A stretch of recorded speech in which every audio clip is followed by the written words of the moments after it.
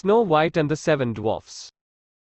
Once upon a time, there was a king who had a beautiful queen. The queen was a God-fearing lady who prayed to him daily. After the prayer, she would wish for a daughter who should be far more beautiful than she herself. In due course of time, the queen gave birth to a daughter on a snowy day. The baby girl's complexion was as white as snow. So, she was named Snow White. As an ill luck would have it, the queen passed away when Snow White was still a small baby. 3 years passed and Snow White grew up into a small girl. Her father, the king, married another beautiful woman who was, indeed, a witch. The king introduced his daughter to her stepmother, who promised that she would love the little girl as her own daughter. The queen had a magical mirror which answered every question asked by her. Before becoming a queen, whenever the woman stood before the mirror to dress herself, she would ask it, "Who is the fairest of us all?" The mirror would reply, "You are the fairest." But after becoming the queen, she stood before the magical mirror and looked at her image with an air of pride. She was sure that now she looked much fairer than before. So, she asked the mirror, "Who is the fairest in the entire kingdom?" The mirror replied, "Snow White is the fairest of all." Hearing the mirror's words, the queen was mad in anger. So, she called a hunter and ordered him, "Take Snow White into the forest and kill her. Bring her heart to me to prove that she is no more." The hunter took the princess to the forest. But taking pity on her, he said, "Run away from here to be safe or the queen will have you killed." Then, killing a deer, the hunter took its heart to the queen. As for Snow White, she kept wandering here and there and at last came to a small house. Snow White opened the door of the house and was surprised to see 7 small beds inside it. The landlords of the house were away somewhere else. As she was very tired, she put together all the 7 beds and lay down on them. Soon, she fell fast asleep. After some time, the dwarfs who lived in that house came back. Seeing a girl lying asleep on their beds, they whispered to one another, "Who is this charming girl, sleeping on our beds?" They liked her very much and did not disturb her. Next morning, Snow White woke up and was afraid to see the 7 dwarfs. But finding them smiling gently, her fear melted away. She felt that she was among friendly ones. Soon, they became good friends. Snow White told the dwarfs all about her evil stepmother who wanted her to be killed. The dwarfs said to Snow White, "Stay here with us. You will have no fear from anybody." "Thanks, I will take good care of you," replied she. Snow White loved to live in the company of the dwarfs who were very kind to her. Little did she know that she was not very far from her father's kingdom.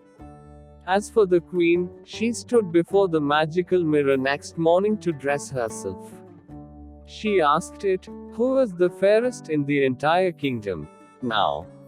"Snow White," came the reply. The queen was furious and she sent for the hunter, at once. She sent him to the prison and made up her mind to get rid of Snow White, once for all. The evil queen took a silk ribbon and cast a deadly spell on it. Then, disguising herself as an old peddler, she went to the house where Snow White was living with the dwarfs. The peddler knocked at the door and Snow White opened it. Tricking her into buying the ribbon, she went away. As soon as Snow White wore the ribbon, she fell into a swoon. The dwarfs came home in the evening and found Snow White lying senseless. Luckily, they took the ribbon off her hair and she woke up. As soon as Snow White woke up from her swoon, her stepmother came to know of it through her magical power. So, she made up her mind to make another attack on the life of Snow White. This time, the queen disguised herself as a fruit seller. Then, taking a basket full of poisoned apples, she went over to where Snow White lived. Again, she urged her to buy an apple, which she did, though the dwarfs had warned her to be very careful of the strangers. As soon as Snow White took one small bite out of the poisoned apple, she began to feel dizzy. The evil queen was looking at poor Snow White through the window. She was beside herself in joy. She was sure that Snow White would never come alive this time. Taking long strides, she came back to the palace happy at the success of her evil plan. As for Snow White, she could not keep her balance because of the effects of the poison.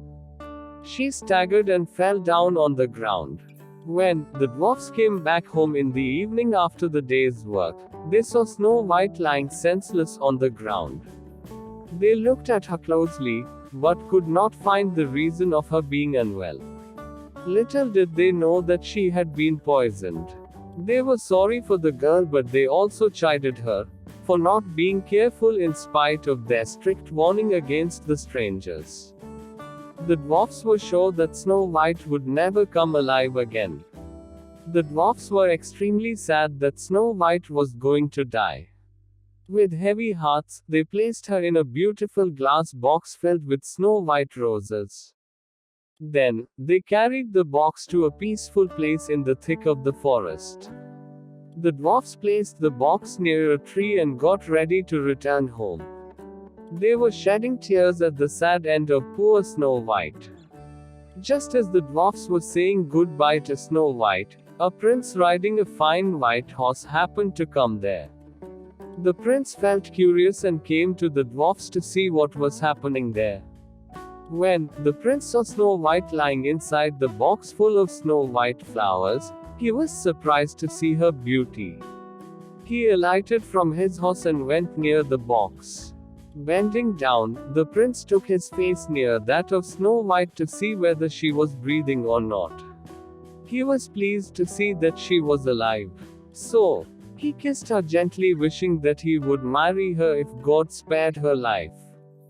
As soon as the prince kissed Snow White, she began to flutter her eyes gently. Before long, she woke up, as the effect of poison had gone.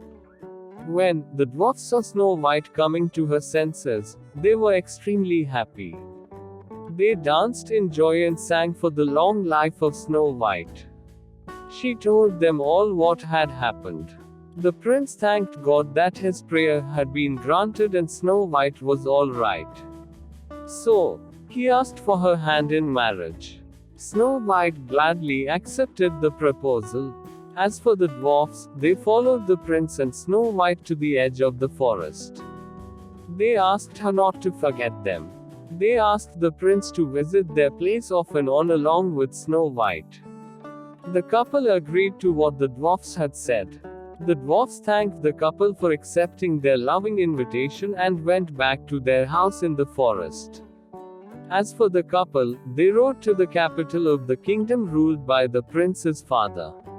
When the prince and Snow White reached his father's kingdom, they were married with stately pomp and show. A grand reception was held where all the neighboring kings were invited. The wicked queen also came along with her husband to attend the reception. As soon as the wicked queen saw Snow White, she felt shocked out of jealousy. So grave was her shock that she fell ill and died in a few days. The king came to know of everything. So, he released the hunter from the prison. Snow White lived with her husband happily ever after.